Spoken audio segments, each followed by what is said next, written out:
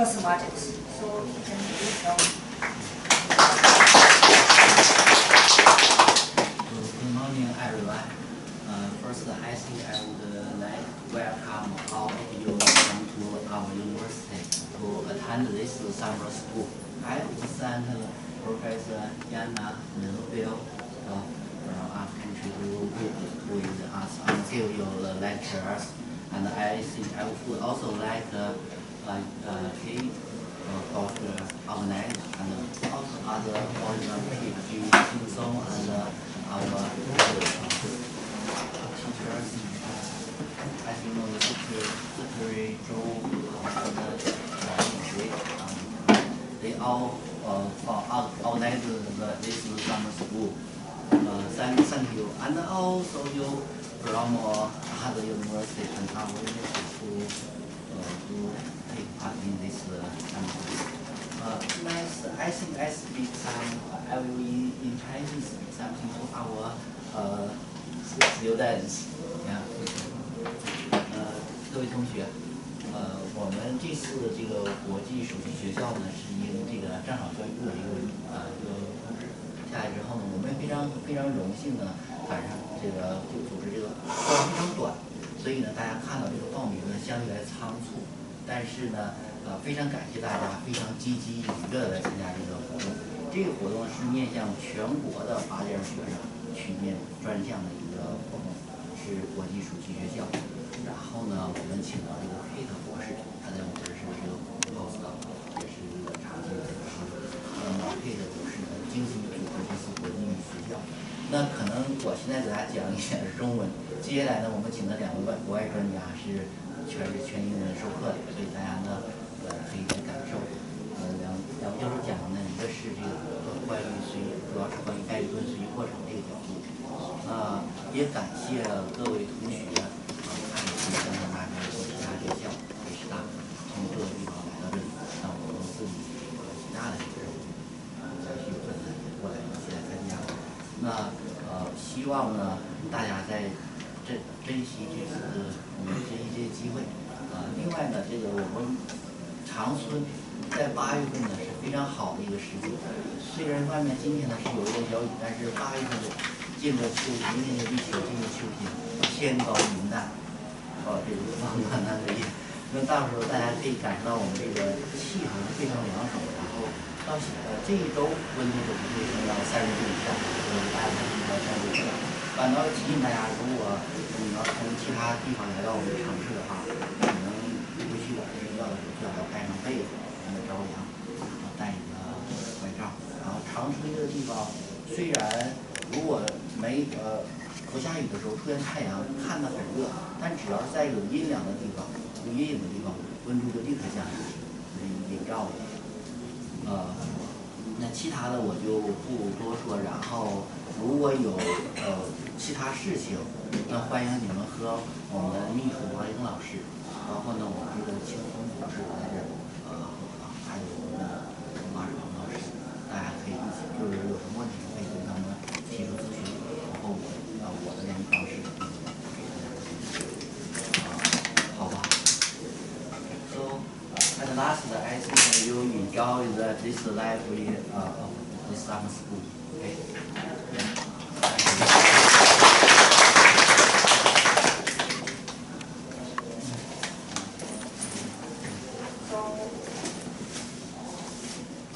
Now I want to present the first lecture for today, and she will give 5 lectures from Monday to Friday, and she is Yana Kinderknecht from University of Kassel. It's in Germany.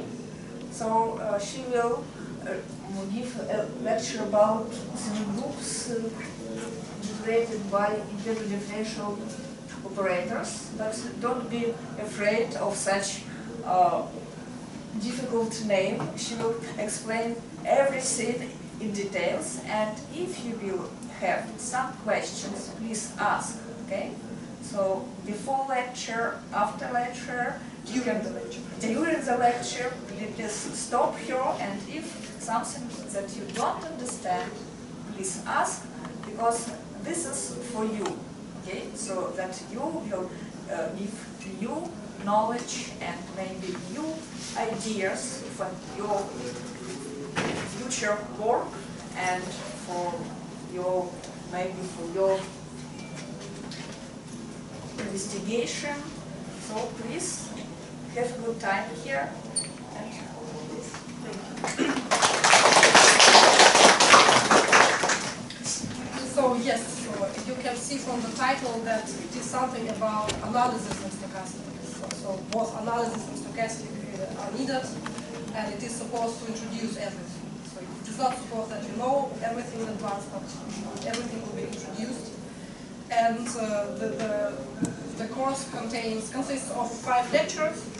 So the first 3 of them, they are actually classical theory. We will just outline, make a summary of classical theory, which probably known for you or partially known for you from other lectures, just standard lectures. And the last 2 lectures of this course, they contain some recent results obtained by myself and my co-authors. But also I will give all needed prerequisites. And also the slides can be available, so I think it is organizable to spread the slides.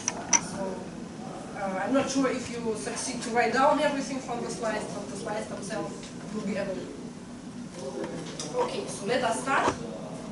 So the first lecture will give some basic notions about operator semigroups, evolution equations, and Markov functions.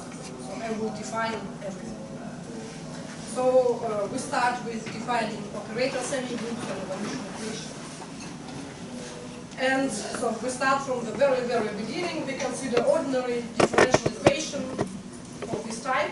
So we have a function of a variable, time variable, let's say, which takes some, which maps time into real numbers or complex numbers, and is some constant, and we consider ordinary differential equation of the first order, where we have first derivative with respect to time of unknown function f is equal to L constant times f.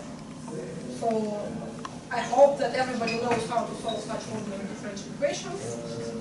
And the solution for a Cauchy problem with initial condition f at time 0 is equal to some constant f0. So the solution is given by the exponential function e to the power tl times f0. Okay, so hopefully this is something purely known. But let me focus on this function e to the power tl. So this function has a very nice properties. So exponential function is known by its wonderful properties, and the first property is that exponential function at point 0 is 1. Product of 2 exponential functions at point t and s is just the exponential function at point t plus s. Yeah, so this function quantity is known as the property of exponential function. Yeah, this item 2. Yeah. Okay. We also know that exponential function is continuous, infinitely many times differentiable, and we also can calculate the derivative at point 0. So the derivative of this function at point t equal to 0, this is the derivative, and at point t equal to 0, this is just L. This constant L, which goes up in this equation. Okay, so this is the very elementary task, and now we would like to generalize this task. So we would like to consider this evolution equation in more general sense. Namely, now we consider a Banach space X. So do you know what a Banach space is?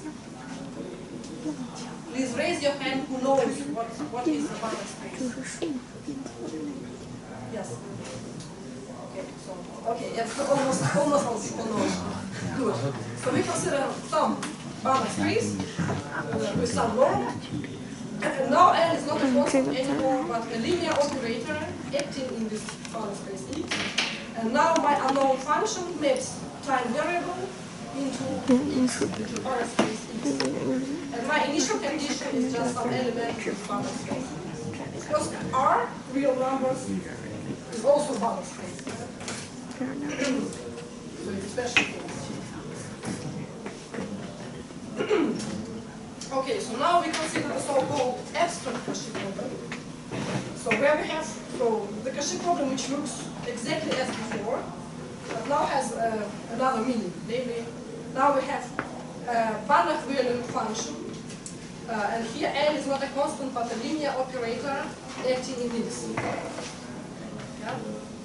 And so we have again this ordinary differential equation, but in Banach space.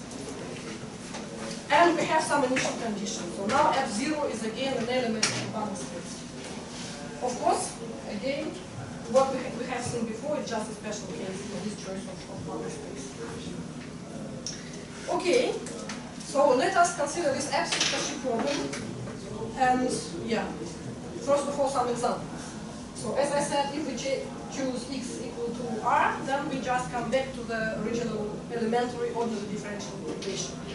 If we consider x equal to rd, then we obtain a system of linear ordinary differential equations of first order. Now, more interesting Banach spaces. For example, as the Banach space, we consider the space NP of functions defined on Rd, which are p times integrable. And as an operator L, we consider Laplacian. So the operator, which is a sum, which is the sum of partial derivatives of second order. Then this abstract Cauchy problem is nothing else but the Cauchy problem for the heat equation. What is written here, it is heat equation. So it's a partial differential equation. Yeah?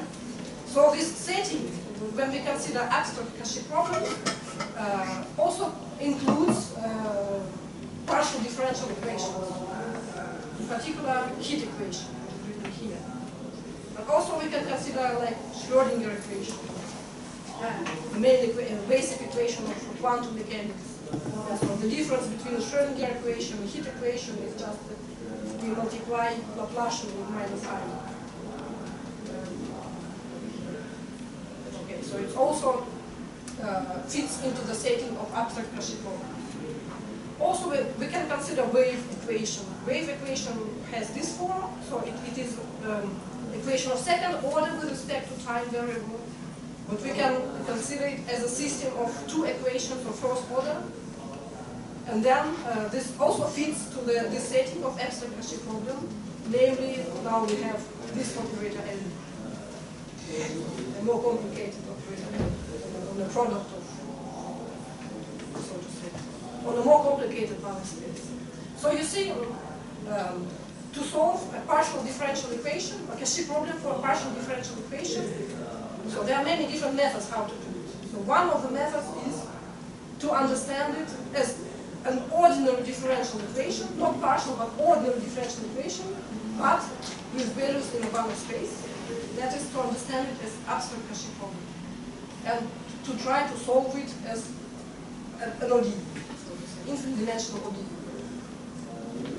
Okay, so hopefully I have persuaded you that it is reasonable and interesting and important to consider such abstract Cauchy problems. So let us try to solve it. Of course, we know that in this particular case, the solution is given by the exponential function. So that's why we have hope that the solution, even in this general case, also is given by an exponential function. It's a hope. But what the thing it is? Because now L is an operator, not a constant. And so what kind of object it is, this e to the power tl? How to make sense of this object? How to define this object? And of course, in the very simple case where my operator L is bounded, is a bounded operator, that is, the norm of this operator is finite. So in this case, we can define e to the power tl just as a function of a bounded operator, just using the Taylor expansion of an exponential function. Yeah? And then, so if I use this as definition, assuming that my operator L is bounded, then the right-hand side is a nice operator, and hence the left-hand side is well defined. Indeed, the norm of this operator can be calculated, or estimated better to say. It is the norm of this sum. now we use this natural estimate that the norm of the sum is smaller or equal to the sum of the norms. And we know that norm of operator L is bounded, finite. So this is a series which converges to this number. So using this definition, we obtain an operator which is a bounded operator. So everything is well defined. And just using this representation, one can check by hands that this operator valued function of time variable indeed solves this equation. So if we apply this operator to initial condition of 0, then we obtain the solution of this Cauchy problem here. So everything is then defined in the case of bounded linear operator L. But of course, Laplacian is not a bounded operator. So we are aiming to solve partial differential equations, and hence we have to work with unbounded operators. That's why we need to generalize the notion of exponential function. So instead of e to the power tl, which we don't know what does it mean, we consider something more general, which is called operator semigroup. And this operator semigroup is just an object which mimics properties of exponential function. So this is the official definition of this object. So we consider a family of bounded linear operators on our bounded space. And this family is called an operator semigroup if t at 0 is identity operator, and the composition of two operators, t of t and t of s, is just an operator t of t plus s. So these are two properties, main properties, which are, so to say, fundamental defining properties of exponential functions. But now we have operators. Okay, so it's clear with the definition? Okay. So, remark, if all operators in our family have norm which is smaller or equal to 1, we say that this family of this semigroup is a contraction semigroup.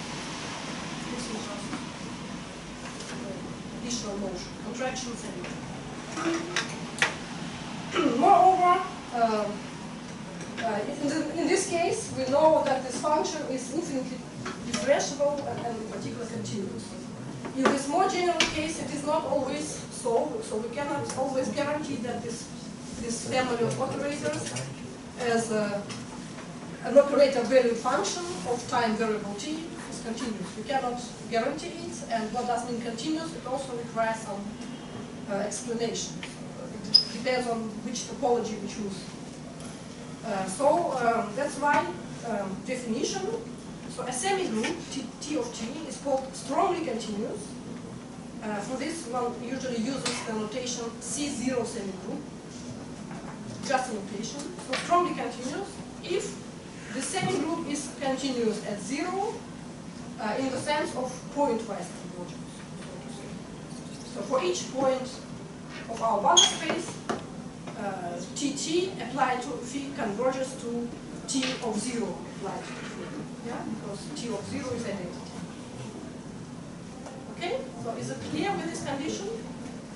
So here the semi-group means both T and S greater than 0. So semi-group means these two conditions. Strongly continuous semi-group means 1, 2, and 3. So this additional condition of continuity. I think it should be corresponding the group, operator group, from the semi-group about the time and S greater than 0. Yes, so this is T greater than 0. That's why we call it semi-group. Yes. Sometimes you can extend it to the group, sometimes you cannot. So if it is possible to extend all this for all real T's, then it will be a group. But it is not always the case. Okay, so we have a semigroup. Additional conditional continuity gives us a strongly continuous semigroup. Strongly continuous. C0 is a notation. Okay. some remark concerning this continuity. So this condition 3 is continuity at point 0. So this, we have limit t tends to 0. But actually this condition, together with conditions 1 and 2, guarantee that we have continuity at any point. Not only at point 0, but at any point. Because if I consider such a difference, using this identity number 2, I can represent it in this way, number 2 and number 1. So this is t of t2. For example, if I consider t2 smaller or equal to t1, then this difference is just a composition of t at time t2 and composed with this difference, t at t1 minus t2 minus an identity. So this is a bounded operator with a bounded norm. So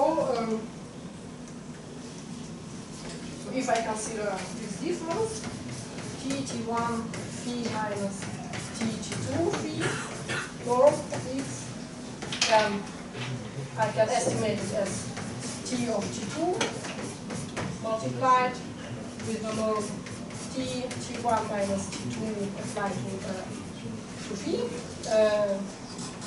minus phi. And the second term converges to 0 as t1 converges to t2 by property phi. So hence we have shown that they have continuity at every point, not only at 0 but at every point. Moreover, this property 2 means that the operators in this family, if we have a semigroup, the operators in this family, they do commute with each other. So we have this property because left-hand side is equal to t of t plus s, and the right-hand side is equal to t at time point plus s. So if we have a semigroup, then operators do commute. If we have a strongly continuous semigroup, we have pointwise continuity at every time point. Okay, so this is the definition of strongly continuous semigroup. Are there any questions so far?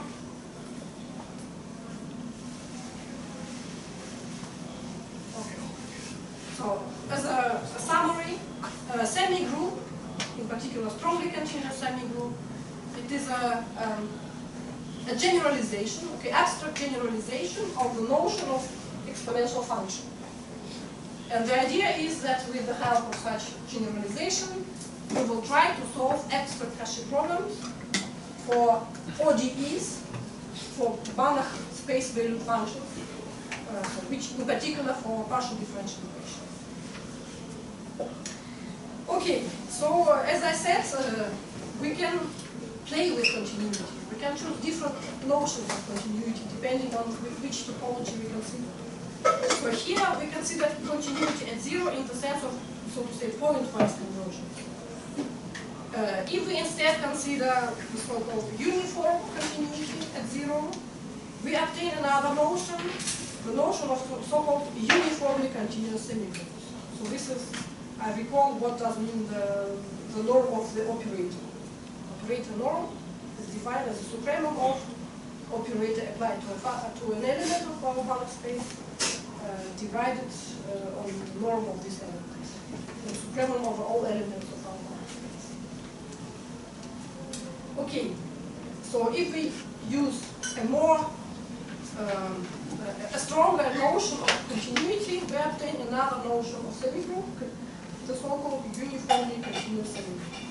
I hope that even from analysis 1, you know that uniform continuity applies pointwise continuity.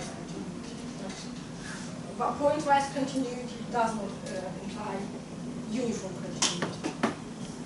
So this notion, so this condition is stronger than the condition number 3 here. And actually this type of semigroups is not that interesting because it turns out, let me see here, no. It turns out that if we have a uniformly continuous semigroup, then in some sense it is nothing else but e to the power tl for some bounded operator n, nothing more. So any uniformly continuous semigroups semigroup corresponds to some bounded operator Tn via this exponential function. So it's not that interesting to consider such semigroups. That's why we will consider strongly continuous semigroups. So it's a bigger notion of continuity, but still which allows to construct a non-trivial field with rich results. Okay, so we focus ourselves on strongly continuous semigroups, and this is the main object of this lecture course actually. So if we have a strongly continuous semigroup, we may differentiate it from a semigroup. So we define the so-called infinitesimal generator of the semigroup. What is it? This is the operator L, which is defined as this limit. This limit means that L is nothing else but the derivative of our semigroup, right-sided derivative of our semigroup at point t equal to 0. Of course, such limit does not need to exist for all elements of our Banach space.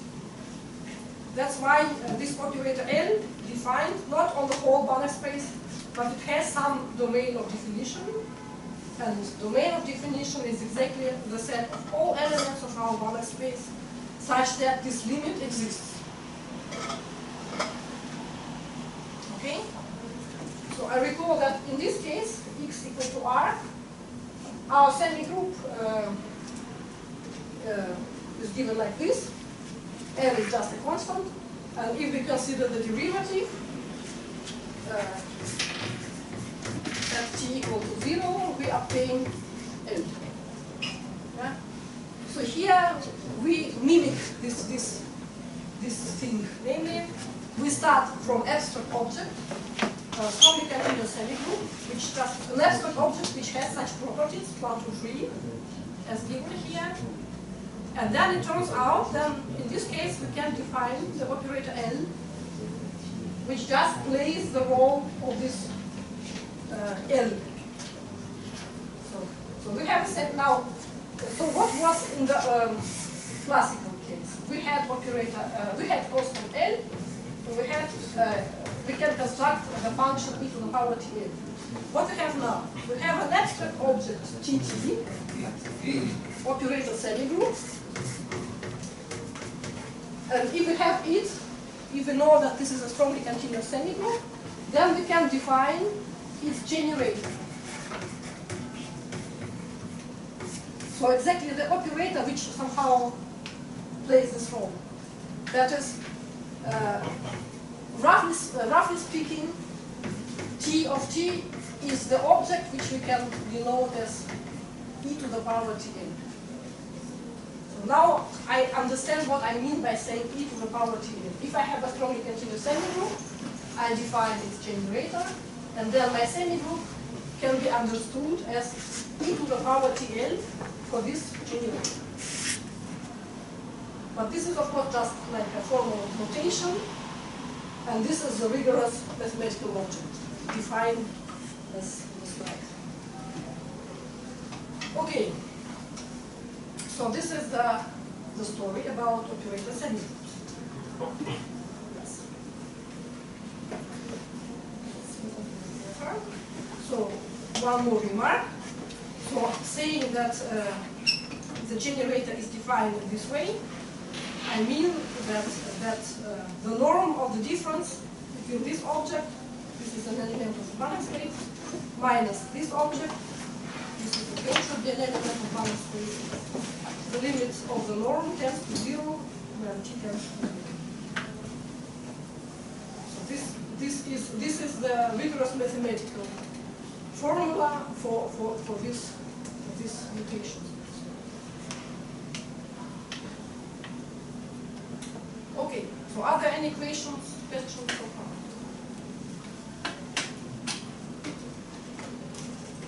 Okay, let us go further. So remark which I have already said. So I have a semigroup, a strongly continuous semigroup, and I calculated its generator. And if it turns out that this generator is defined on the whole Banach space, that is domain of L is the whole Banach space, then one can show that L is nothing else but a bounded linear operator. And then my semigroup is nothing else but e to the power TL, where L is this bounded operator. And one can show then that my semigroup is uniformly continuous. So each uniformly continuous semigroup corresponds to a bounded generator, bound operator. On the other hand, if I take a strongly continuous semigroup, calculate its generator, and it turns out that the domain of this generator is not the whole space, this may happen only if L is an unbounded. Like if you have Laplacian and the bounded space N2. Laplacian is an unbounded operator. Okay, now example. Definition was given for examples of such semigroups. So standard Banach spaces for this lecture course will be either LP of RD, which we have already introduced, or the space C infinity of RD. This is the space of continuous functions which vanish at infinity. They tend to zero. Okay, so first example will be as follows. We consider a function C which is continuous and bounded from below. And as our operator N, we consider the multiplication. So it acts like multiplication with the function minus. Okay? So it does not need to be a bounded operator, because my C does not need to be a bounded function. It is only bounded from below. So the domain of my operator is all elements of my Banach space, such that this product is again an element of my Banach space. And the multiplication semigroup is obvious, hopefully. Yeah, if C is constant, then everything is like slide number one. So this multiplication semigroup is the operator which acts as multiplication with a function which is e to the power minus t times c. The function, yeah. So why we add the negative? Sorry? So why we need the additive of minus c? Minus 1. Yes, I will explain. So it does not matter, but in the domain, or why at all in the okay. So of course, minus c is again a function. So you can call it c, new c. It does not matter plus or minus. But I will keep minus because when we discuss Lilly processes, it will. So this amount will pop up with minus. That's why already minus here. But of course, it does not matter. So c is a function. Minus is again a function. Why we need minus here? Because I require that the function c is bounded from below. And hence, this function is a bounded function. Because exponent is bounded from below by 0, and minus c is bounded from above. So e to the power 1 minus t c is bounded from above. Here we do not need the c and I is positive. No, just a function. Just a function. Yes. At the moment it is just a function which is bounded from one side, but so to say from a proper side, so that this function is already bounded from both sides. Yes, and it is exactly the reason why this is now a bounded operator. So L does not need to be a bounded operator, because L does not need to be defined on the whole space. So if my C is bounded from below, but like e to the power x squared, yeah, so it grows very fast. So I cannot guarantee that for any phi here, like L2, yeah, for any L2 function, if I multiply any L2 function with a very fast growing function, I cannot guarantee that the product lives again in L2.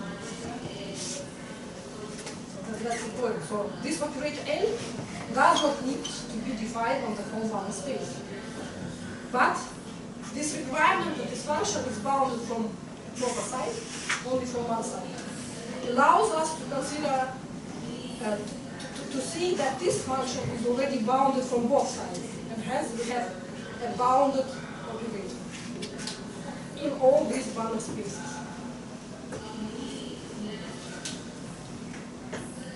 This one can change. Probably it is not that obvious, but one can change.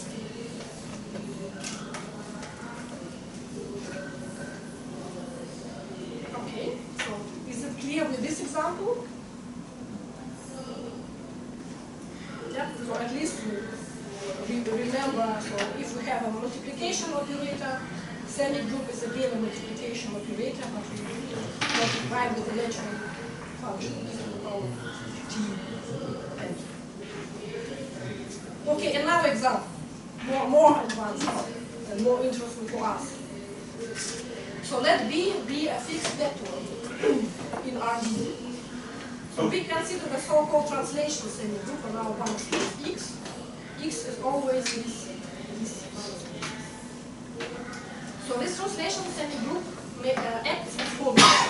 So semigroup T at point T, small t, applied to an element phi of my bounded space, this function, at the point X is just shifted function, phi at the point X minus TB. So this T is exactly as here. And this B is already fixed in one vector, which is x to b. So one can show that this is a semigroup, indeed a semigroup. As the exercise for you to show that it satisfies the definition, all properties in the definition. One can even show that this is a strongly continuous semigroup on all our bounded spaces. Schwarz space belongs to the domain of this operator. Schwarz space is a space of rapidly decreasing functions. Hopefully you know. Do you know what the Schwarz space is? So S of Rd, these are functions which are infinitely differentiable, and all the derivatives from the function itself tends to zero faster than any polynomial. Very fast decreasing functions. They decrease faster than, so any polynomial cannot, so if you multiply this function with any polynomial, it still tends to zero. And this holds not only for the function, but for all its derivatives. So if we have RD, then we speak about partial derivatives. So this space is a subspace of all these bounded spaces, and actually it is a dense subspace of all these bounded spaces. Okay, so now I write this equality.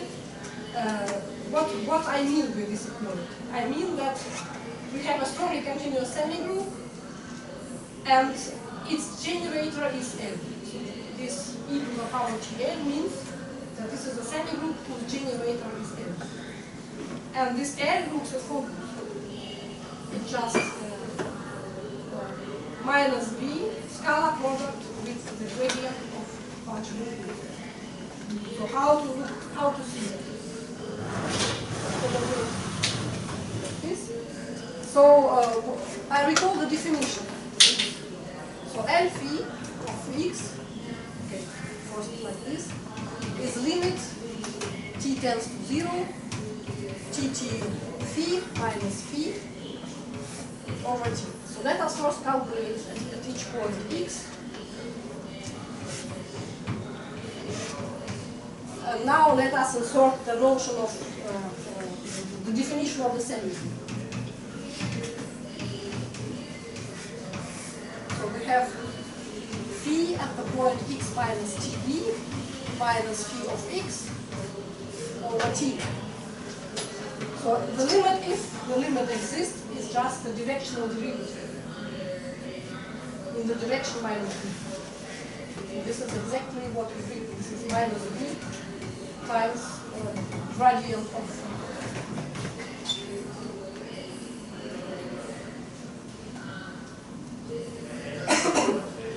So this is an example. A non-trivial semigroup, strongly continuous semigroup, with a non-trivial generator, which is a differential operator, first order differential operator.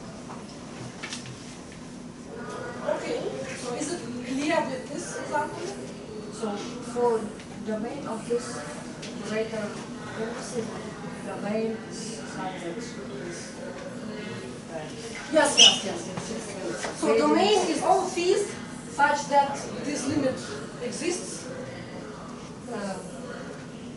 So there are some small ones. Because of the limit we should consider in the norm, not 0.5. Yes. It is a small. we need to. So we need more theory which we don't know, but actually it is the same as. No, in this case it is the same as. So as 0.5 unit. Yeah, we can say it. But even without that, we are pretty sure that this limit exists for all elements of Schwarz space. So it is already enough. So this Schwarz space is a core. We do not define it. So here we don't need the phi factor need, it has a gradient. Yes, we need it. So phi lives in the domain when phi has a gradient, and this is an element of our Banach space. So it should have gradient, and gradient should be nice enough to again to belong to our Banach space. And this element should live in the same Banach space as a function. So we have calculated something pointwise, so this is the number. Now we consider this function, and it should be sufficiently good. Okay. So even more interesting example, heat semigroup. So a heat semigroup is a family of operators which are defined as integral operators with a Gaussian kernel. So this exponential function should be known possibly for all of you, it's a Gaussian exponent. And this is a distribution of normal distribution. Density, probability density function of normal distribution. So we consider the family of such operators. So t varies from 0 to infinity, as much called integral operator. And again, one can show that this is a strongly continuous semigroup and any Banach space here. The generator can be considered as the closure of the operator 1/2 Laplacian defined on the Schwarz space. So Schwarz space is a core. And what does it mean core? So we consider operator L. This is our operator. Then we consider some subset of domain. And this D is called a core. If and only if the restriction of my operator L to the set D, and then closure in my Banach space is again the original operator. The first restrict to D and then close. And we obtain what we have. So this D is called core, or essential domain. Okay, if you don't know that, just forget it. That's a small remark. So as a core, here one can consider the Schwarz. So here the Q is the definition of sense in domain. Okay, can you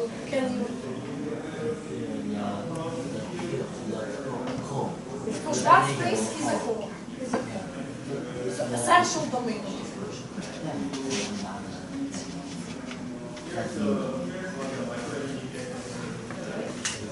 So let me say that the closure of Schwarz function is open. So no. The closure means the closure of operator. Yeah, because it's not true that the closure of S will be The whole Banach space. yes, but for the main So what do you mean by closure? The closure of operator is one thing, the closure of set is another thing.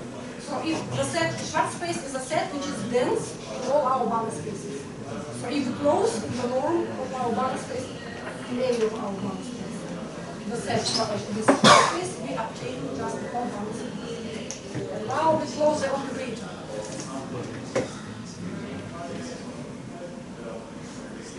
So I didn't want to go so details into functional analysis, how to close the operator, or should I?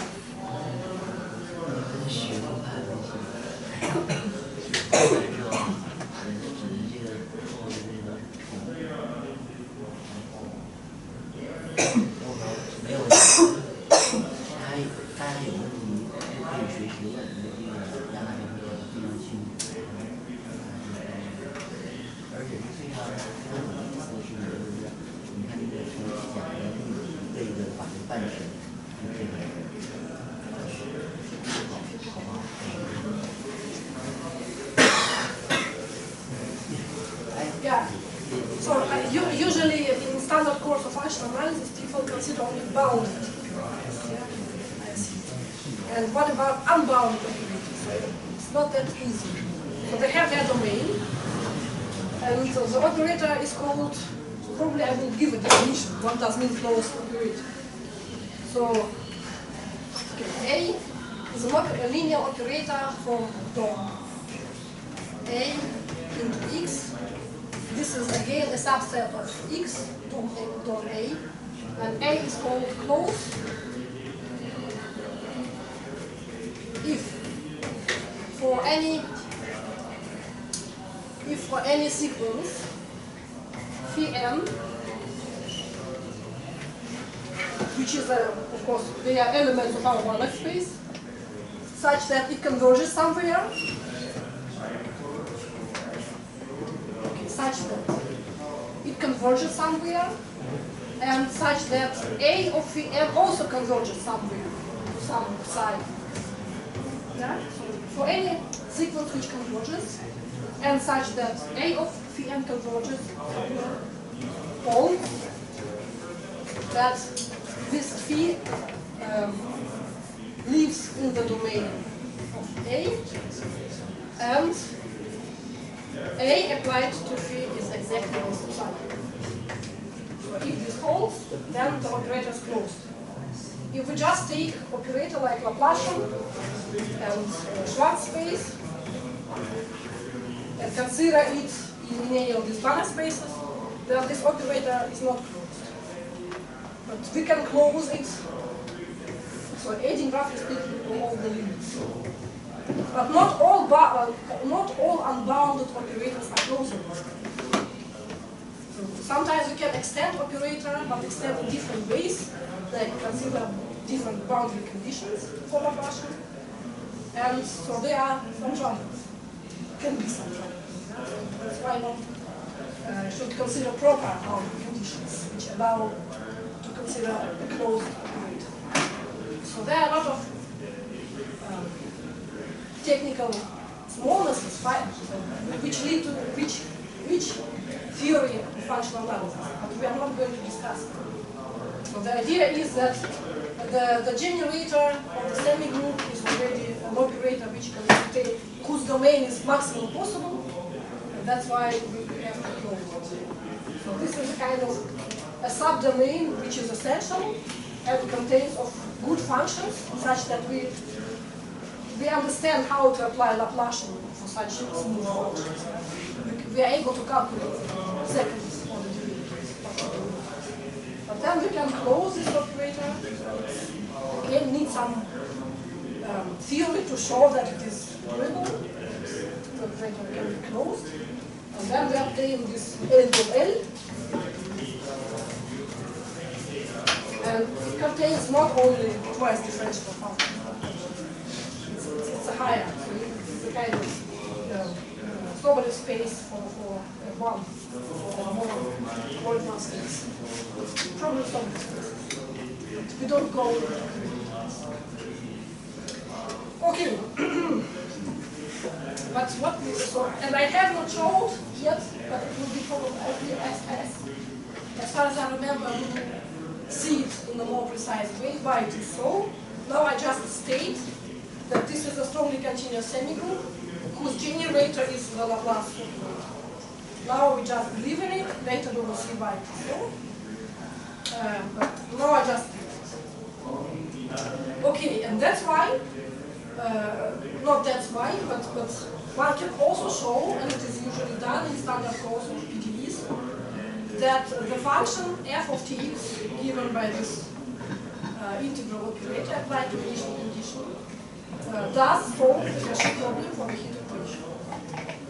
So usually it is done with the Fourier transform.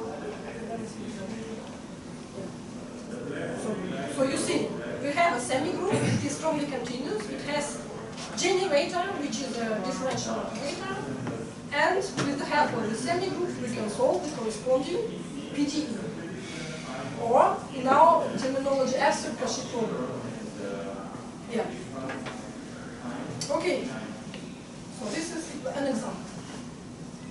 Now I just list some basic properties of abstract semigroups, strongly continuous semigroups. We do not prove anything because we have no time for that, but at least you know what to expect. First property is that if we have a strongly continuous semigroup in some balanced space, then the norm of operators Tt cannot grow very fast. It is always bounded by exponential growth.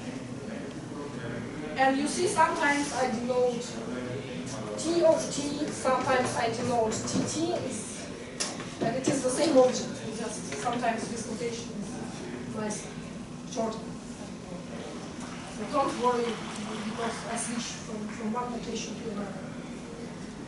Okay, so you remember, Tt is a kind of ersatz of exponential. So Tt is always e to the power of Tl in some sense. So it is natural to expect that the norm of Tt is somehow comparable with exponential function. And it is really so.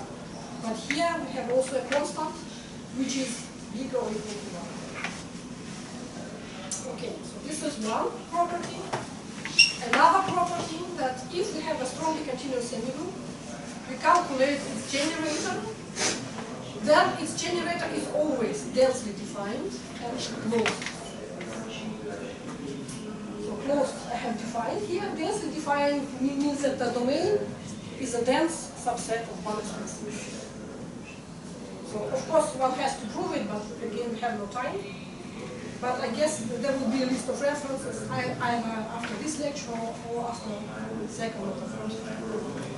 So there will be a list of standard textbooks where you can find them. Okay, and moreover, when you have two strongly continuous semigroups on the same Banach space and with the same generator, then these two semigroups coincide with each other. That is, if we have a semigroup, we define its generator, then it is unique.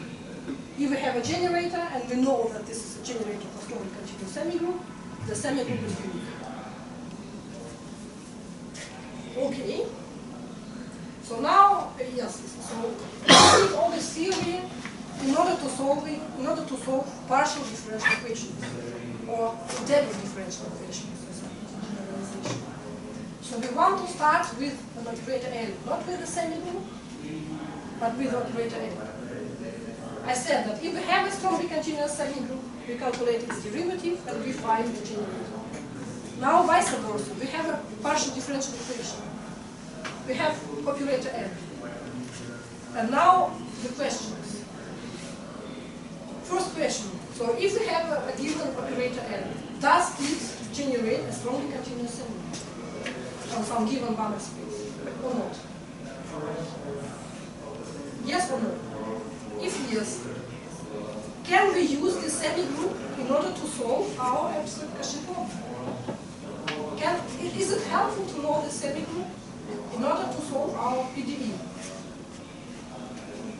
And if yes, then, okay, this is the existence result, this is a theoretical result, but how to get this solution, how to get the semigroup? So the third question, how to construct explicitly, or if you cannot construct explicitly, we don't have this formal matrix semigroup or translation semigroup. How to approximate the semigroup?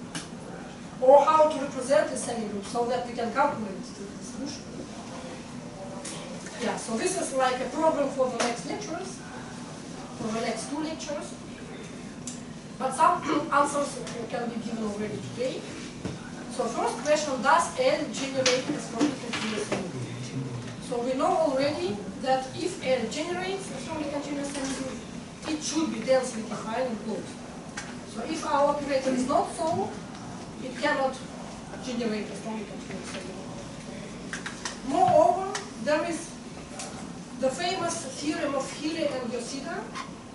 It is a cornerstone of the whole theory of operator semigroup, which gives necessary and sufficient condition for generating a semigroup.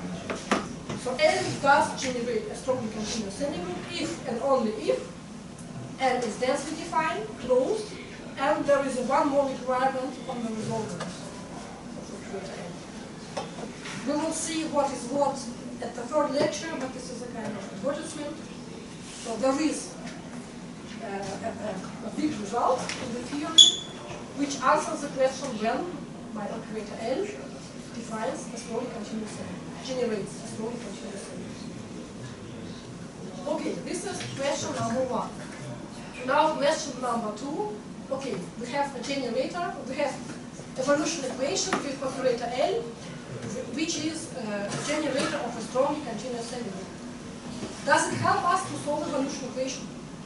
And the answer is yes.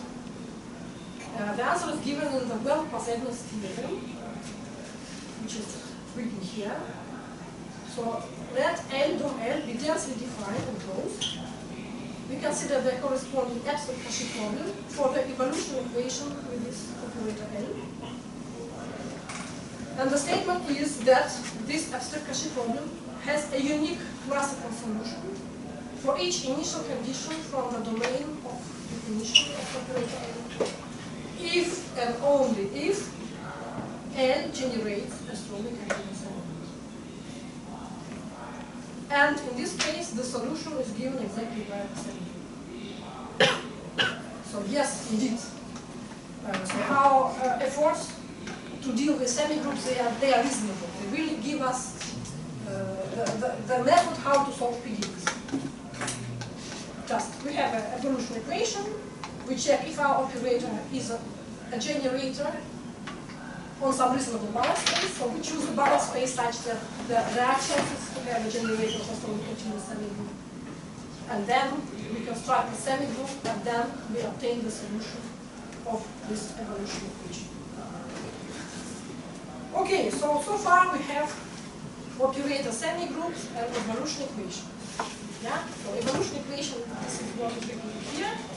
Operator semigroup was defined before.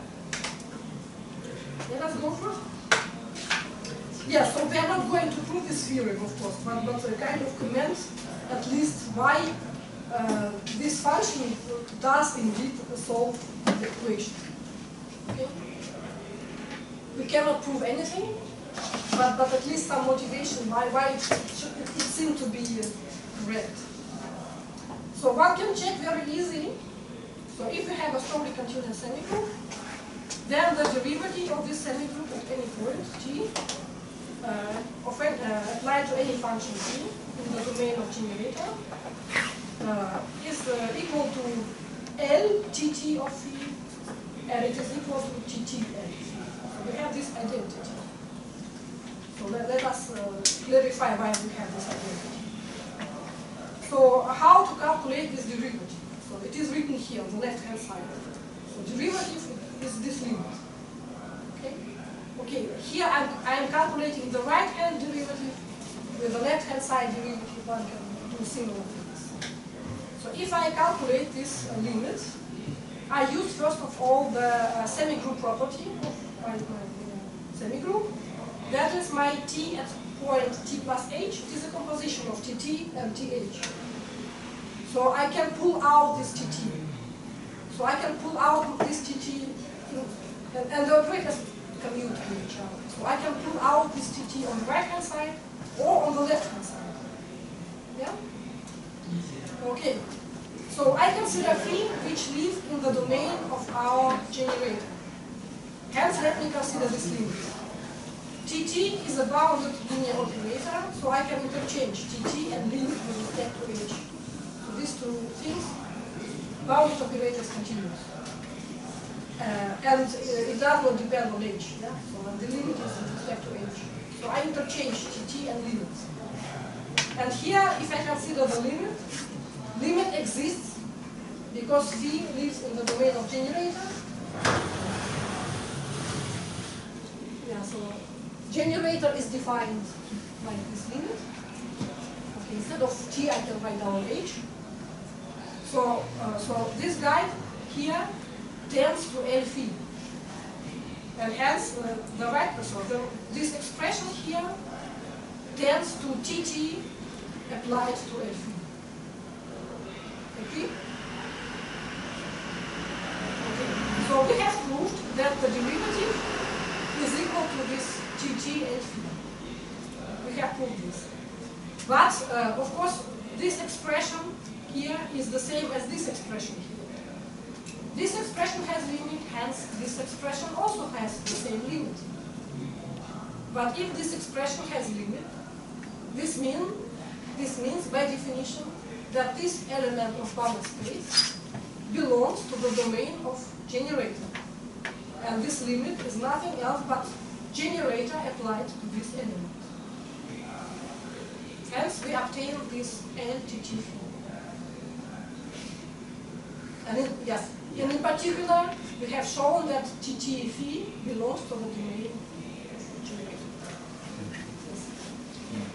So here means the L and the T two operators can communicate or exchange their operation. Yes. So they're operator, you can change. They can. We have discussed the definition of our semigroup that elements of the semigroup they can use. Now they can do L and T also can. Yeah, so here we have proved that L and T also can use. Yes. Yeah. But also can use only here.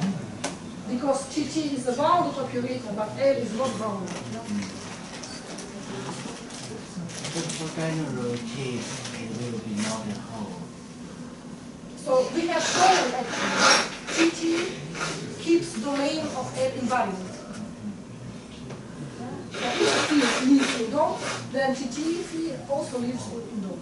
This is what we have shown. Yeah, and on this DOM L, Tt and L they do commute. We have also shown it.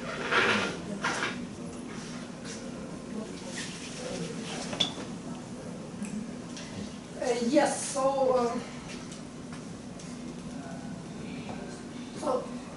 one more remark. Yeah. So what states the theory? That for each initial condition from DOM L, we have a classical solution. Classical in the sense that it is C1 function of the variable t with values in x, such which solves the Cauchy problem. And this is the form of this unique solution. Yeah.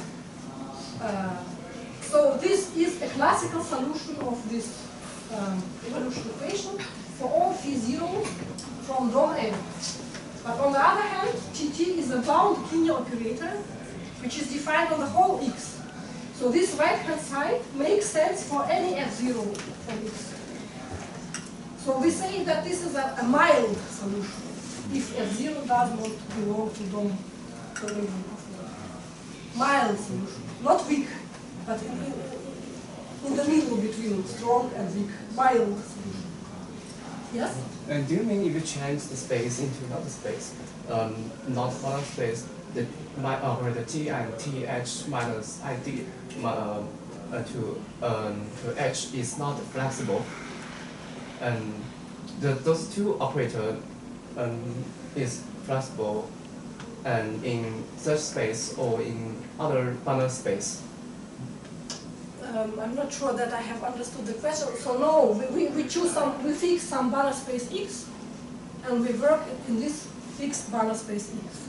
And if my operator L, DOM L, does generate a strongly continuous semigroup in this fixed Banach space, then there exists a unique, strong solution for this evolution equation, and it has this name.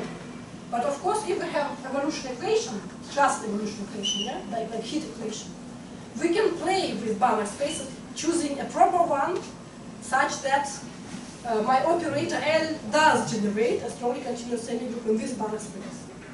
So it's, again, domain of investigation. We have an operator. What could be a reasonable domain of definition of this operator, and in which Banach spaces this operator may generate a strongly continuous semigroup. So it's also a kind of art to choose a proper Banach space.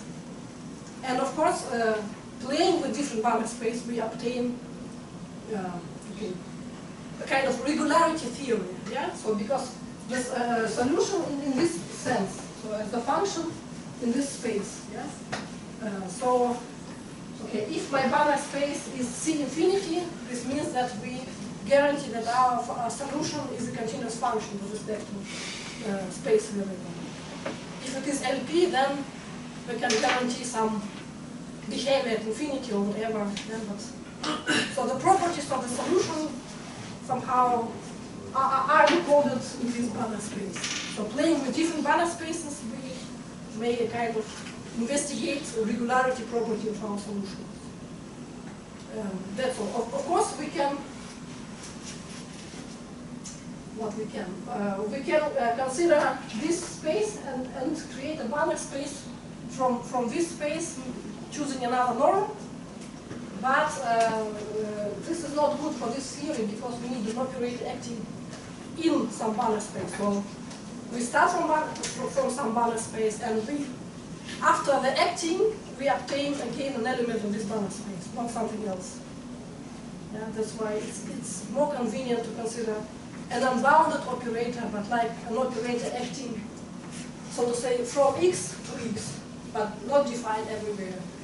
Instead of considered as an operator defined everywhere, but acting, mapping this new Banach space into another Banach space. I'm not sure if I answered, but no, you meant something else.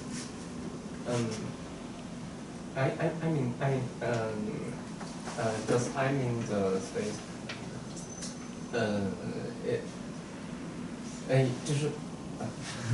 Probably somebody can translate. I know it. Thank you. Yeah. Maybe I think here we want to know here who operator they can commute, but for general they cannot commute. Yeah. But in this case, I think it is commute maybe because L is the generator of T. Yes. Yeah. In this case, and L is the linear operator. Yes. So everything is linear. Yeah, and taking into account that. No, not anymore. Yeah, taking into account that T is a kind of a function of L, roughly speaking. It's natural to expect that L and a function of L does commute, do commute. But as I said, a function of, it is not always the case. So sometimes it's really a function of, like, if we have a Hilbert space, not a Banach space, and L is just a joint operator, then we have spectral calculus. And then TT is really a function of, but it is not always the case. Thank you. Okay. So answer to question 3 is the most intriguing one. So, okay, we take a nice operator L. We use general theory for greater semigroup, and we know that this generator, so this operator L, does generate a strongly continuous semigroup on some Banach space. Hence, we know this result. So we know that we are able to solve this problem, and this is the solution. Now the question is, what is the solution? Physically, how it acts. And then the question is, how to construct or approximate or represent by some reasonable formula this unknown TT. And the answers will be given in lecture 3, where we consider some classical results, and also in lecture 4, where we consider Chernoff approximation, which are classical results and some results. Okay, so it was the introduction to operator semigroups and evolution equations. Now we have some time for Markov processes. By the way, do you know something about Markov processes? Can you raise your hand if you know something about Markov processes? Or only one person knows something, two persons. Okay, so good.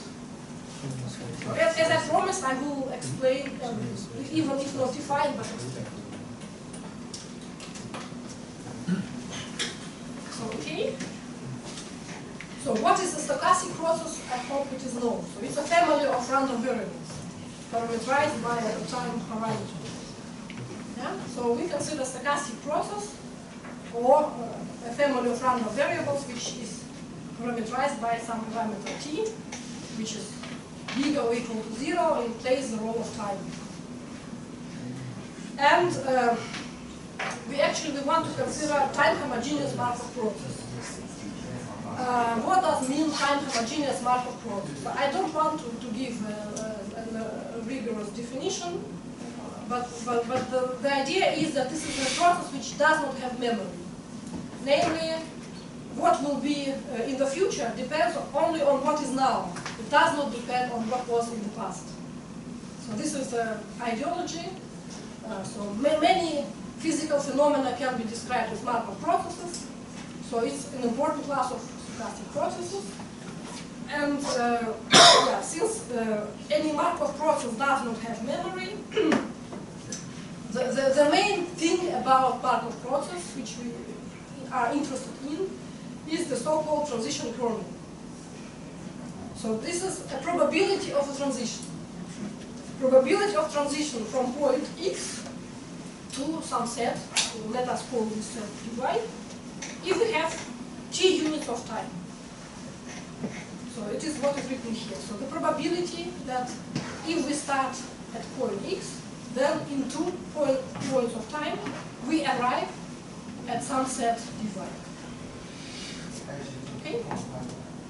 So this object here is called transition probability, and it is of course a function of free variable. T is a time variable, x is a space variable, and dy is a set. So with respect to the third variable, this function is a measure. It's a probability. Okay, so let us have an official definition of this function p, t, dy. And this is the official definition. So we consider as the Q the so-called state space of the process. So this is a process where all random variables Ct take values. So Q is a Borel subset of a complete separable metric space. So it's a standard choice. You may consider Q as a RD or a domain in RD. So this sequence of words, Borel subset of a complete separable metric space, is a standard choice where Kolmogorov's theorem gives us the existence of a process starting from a family of finite dimensional distributions. So starting from a consistent family of finite dimensional distributions. Okay, so Q is the state space of the process, so the space where all random variables C, T take values. B of Q is a Borel sigma algebra on Q. And now we have a map P of three variables, T, X, dy.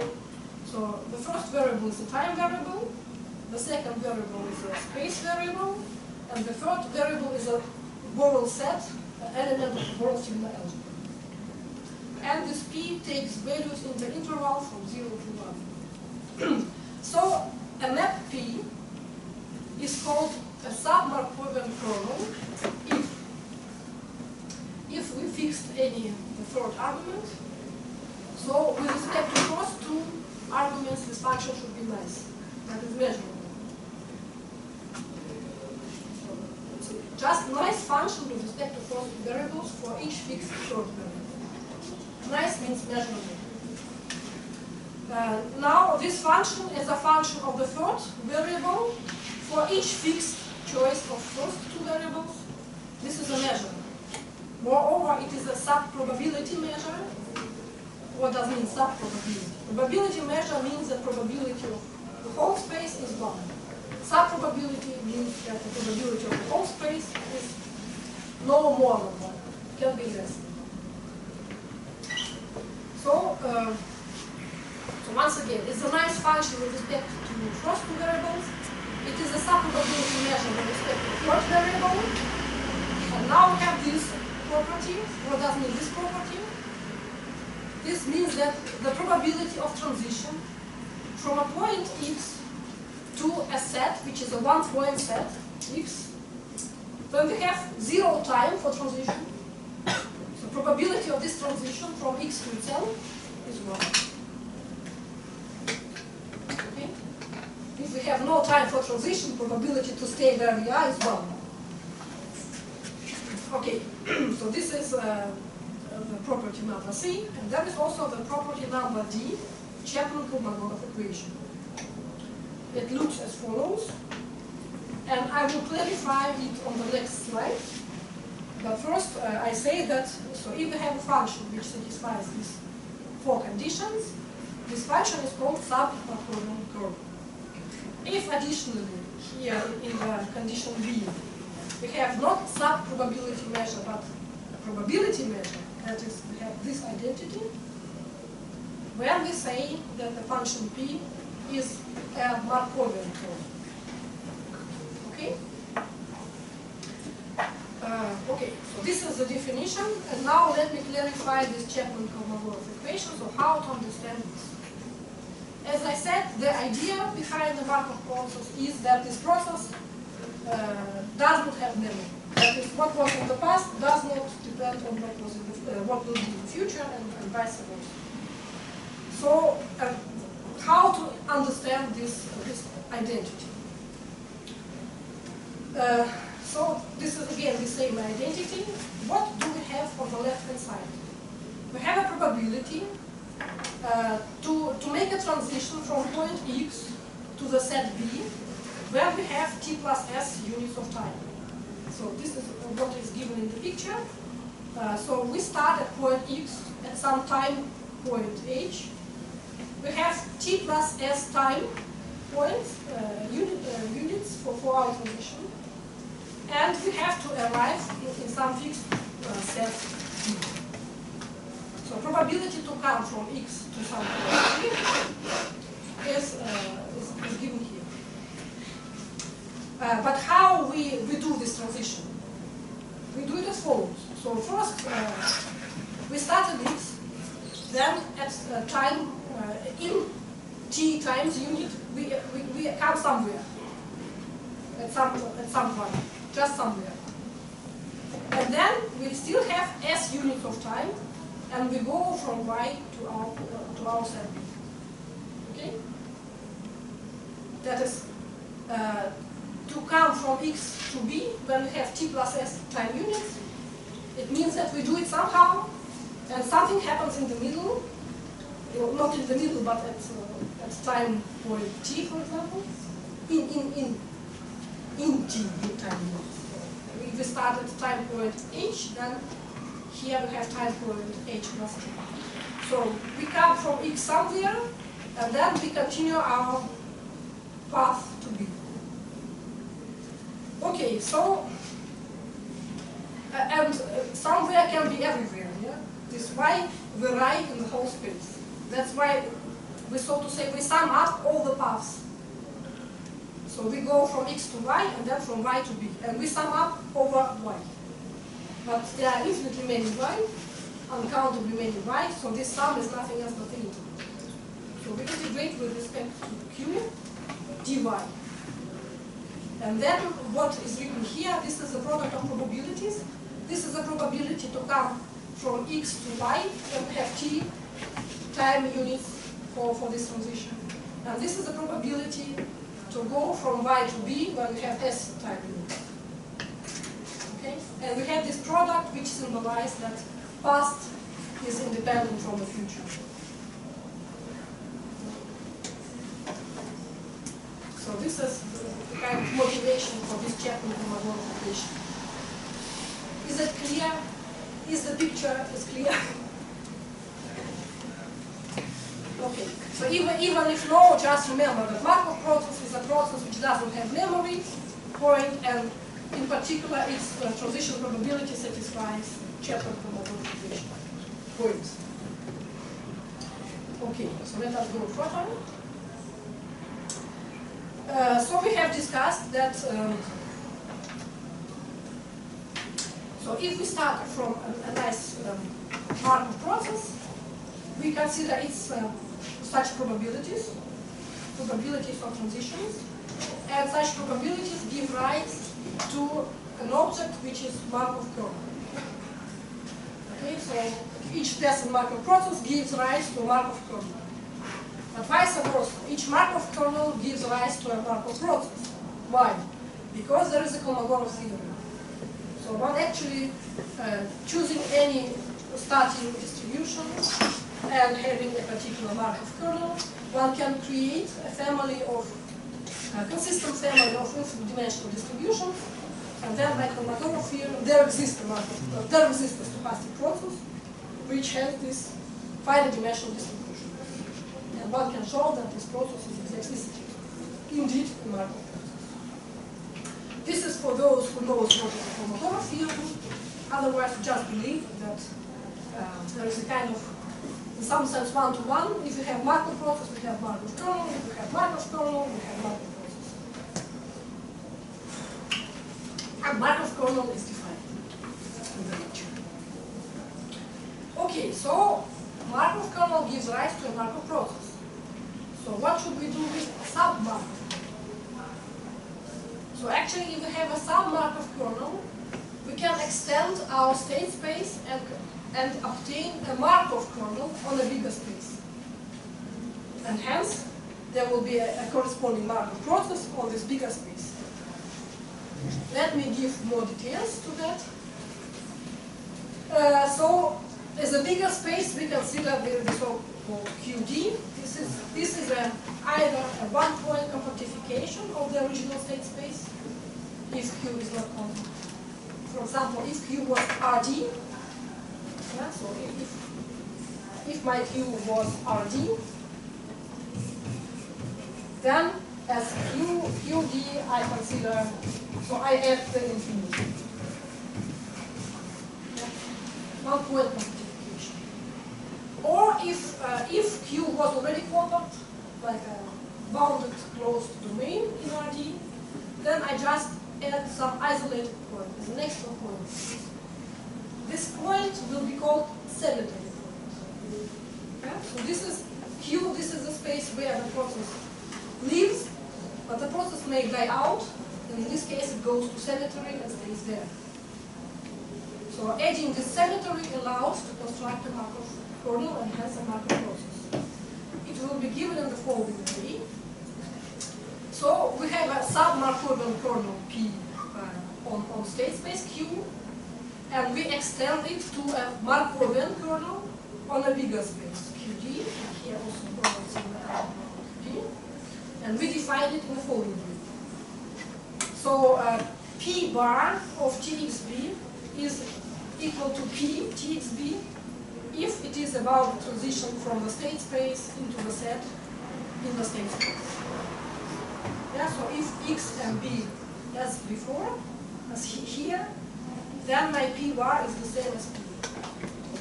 But if we want to make a transition from the state space into the symmetry, then the probability to do it, the probability of this transition is exactly 1 minus PTXQ. So this is the whole probability. So this is a so this PTXQ, this is a variation of the measure P. So if P is a probability measure, then here we have 0. We have no probability is equal to 0 to go to the 0, to leave the state space. But if my P is a sub-Markovian kernel, and this PTXQ is strictly smaller than Q, then this 1 minus p is something positive. That means that the probability to leave the state space is positive. So the process may die out, that is, leave the state space and go to center with this probability. And so this adding allows to make everything Markovian. Also, the transition from symmetry to life is 0. So if the process arrives to symmetry, it stays in symmetry forever. It cannot wake up and go to the state space again. Resurrection, no resurrection. And probability 1 is for transition from symmetry to symmetry. So the process, if the process comes to symmetry, it stays there. So it's just a construction which allows to extend each sub-Markovian kernel to a Markovian kernel on an extended space, and hence we have a Markov process on an extended space. But as I said, you have to interpret it in this way. The process lives in Q, but may die out, and then it goes to symmetry, this extra point, and stays there. Okay, so for each sub-Markovian kernel, which we have rigorously defined in advance, there exists a time homogeneous Markov process on this extended space, such that our sub-Markovian kernel is nothing else but the probability of a transition of this process. Okay, so two new objects. One object is sub-Markovian kernel, and another object is Markov process, which we have not defined, but we believe that such process exists by the theorem of Kolmogorov, and the only connection between sub-Markovian kernel and this process is given by this identity. Okay. So as I said, Qt is the process on Q may die out, and this extra point which we have added to the symmetry. Now, so we assume we have a sub-Markovian kernel, PTX divided. We consider the space of bounded Borel measurable functions on Q, and this set is actually a Banach space with supremum mode. Hence, we can define family of linear operators with this kernel, as integral operators with this kernel. This linear operator is well defined on this Banach space, because each phi, this function phi, is bounded and measurable. So it is integrable with respect to this bounded measure. Yeah? And due to conditions on sub-Markovian kernel, we obtain again a measurable function with respect to this bounded and measurable function. So this formula gives us operators which are well defined in this Banach space. We have a family of linear bounded operators. Yeah, so this family is actually a contraction semigroup. So Markov processes are related to all what we have discussed already. So if we have a Markov process, we have a Markov kernel or sub-Markovian kernel, and having the sub-Markovian kernel, we can define a family of operators, integral operators, and this is a semigroup. So let us calculate this. So let us check the semigroup property. So first of all, of course, when we consider t equal to 0, we have to show that this is the identity mapping. But if we have 0 here, then this PTX, so we know that the probability of transition from x into x is 1. That is, this measure is just the Dirac measure concentrated at x. So when we consider such integral operator with respect to Dirac measure, we obtain exactly phi of x. And hence, t of 0 will be exactly identity operator. So this property is satisfied. Now the semigroup property. So let us consider this composition. I'm almost done, just a few minutes. Consider this composition. So I insert the definition of TT. So this is just integral operator applied to this function. Now I insert the definition of TS. So I always insert this definition. So I have, again, an integral. So I have two integrals. And I integrate a bounded function. And here we have a bounded measure, and here we have a bounded measure. So I can use Fubini theorem and interchange the integration. When I interchange integration, I obtain this. So here I first integrate with respect to dy. This is my integrand, which depends on y. When I calculate it, I obtain something which depends on s and dz. And then I integrate with respect to dz. But here, I can use my Chapman-Kolmogorov equality. So this integral by Chapman-Kolmogorov is nothing else but this p. Hence, only one integral survives. We have two integrals, but only one survives. And taking into account this definition, this integral is nothing else but t at time for t plus s. So, if we have a sub-Markovian kernel, this means that Chapman-Kolmogorov is satisfied, and hence we have a semigroup problem. Moreover, it is a contraction semigroup, namely the norm of this operator. So I have to estimate the norm of this integral. So I can pull out my integrand. So I estimate my integrand, and then the supremum of this integral. But this is nothing else but ptxq, the measure of the whole thing. And it is small or equal to 1. Hence we have this estimate, and this means that we have a contraction semigroup. So each Markov process gives rise to a sub-Markovian kernel, and each sub-Markovian kernel gives rise to a contraction semigroup on a probability space. But there is one problem. This space, in most cases, is too big, in the sense that this semigroup is not strongly continuous. And that's why we have to consider some other bounded spaces. Either subspaces of this one, like we did already today, that we consider the space C infinity of RD. Yeah? So bounded Borel, but they are also continuous and vanishing at infinity. It's a subspace. Or we consider LP, so another bounded spaces.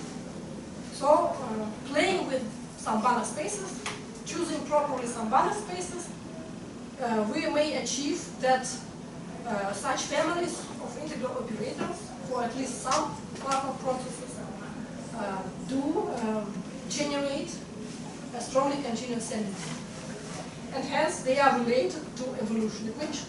So this is a relation between Markov process and PDEs. Yeah, like as the Markov process, we have we have Brownian motion, and it is related to heat equation via this heat semigroup. So our aims for the future. So I'm almost finished. This is the last slide. Our aim for the future. So we will discuss some Markov processes which have good semigroups, namely strongly continuous semigroups. In particular, we will discuss scalar processes and Levy processes. We will discuss some connections between properties of semigroups and properties of processes. And we use Markov processes for solving evolution equations. The key word for solving evolution equations via Markov processes are the so-called Feynman-Katz formula. What does it mean? So if we have a Markov process, we have a sub-Markovian kernel. So we have this family of integral operators. In some good cases, these operators are a strongly continuous semigroup. Hence, this function does solve an evolution equation, the Cauchy problem of evolution for the corresponding evolution equation by the well-Pasadna's theorem which we have seen today. So this is the solution of evolution equation, and this is the formula for it. But this P, Tx dy, this is a probability of transition. So it's a conditional probability of, or I would say this is the distribution of the random variable Ct condition that it has started at point x, that the process has started at point x. Hence, this integral is nothing else but this expectation. Expectation f0 of psi t, and this x means that I have started my process at point x. So psi 0 is equal to x. So once again, this guy here, this is just the distribution of psi t conditioned on psi 0 is equal to x. Hence, this is the representation of the solution. So here we have solution of evolution equation, and this is a model of it. So if you know how to simulate a stochastic process, you can calculate this expectation by just Monte Carlo method, just like an average of sample. Just take several samples and consider this average. It's average. And this is an approximation to an expectation. Hence, it is reasonable to have such representations for solutions of evolution equations because we can calculate something using modeling of stochastic processes. Okay, so that's all. These are our aims for the future, for tomorrow, and so on. And I am finished. And if you have questions, you are welcome.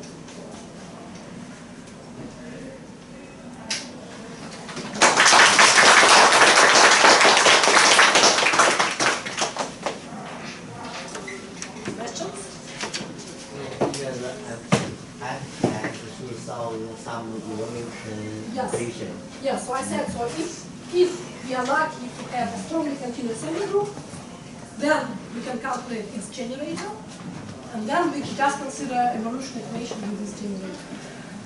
And this is the solution for the corresponding evolution.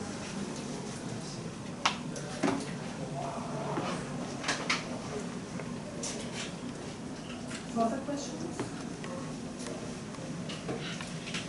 So probably then you repeat your question because I'm not sure that I have understood it. 你想问什么？就那两个式和交换的那个空间那个条件，就是那个 T 和 L 可交换的条件是是依赖于空间 L。 依赖于什么空间？对。它是先有的那个空间 S 之后，然后定义的这个生成源和这个转移半区。所以它正常来说，因为有的空间都给定了，把它的空间给定了，定义的这个 T 和 R。所以就是别的空间就是不能成立这个交换性，是吧？你其他空间一样，其实就相当于这里头，你可以把它理解成就两个矩阵 A 乘以 B，A、B 可不可交换？等不等于 B？ 这里头是等于的话，就是因为那个 A 就是相当于说 E 的 TB，B 乘以 E 的 TB 和 E 的 TB 乘以 B， 这基本是可交换的，对吧？但你要 B 乘以 E 的 TA 和 E 的 TA 乘以 B 就不一定可交换。